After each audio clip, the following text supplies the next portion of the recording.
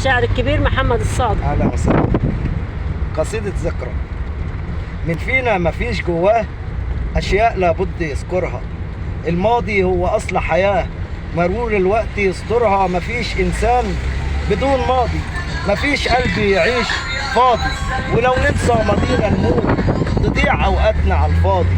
بتحاول تبدل الصورة، بتبني في الأمل جواك، تعيش تبني سنين وسنين وتراب الأرض يستناك. تشوف نفسك ما بين نفسك بكل ما فيك، بتطلب من صميم قلبك وجود يحييك. تشوف الدنيا بالألوان وشاشة عرض بالمجان، بتعرض كل أوهامك وتحذف كل أحلامك.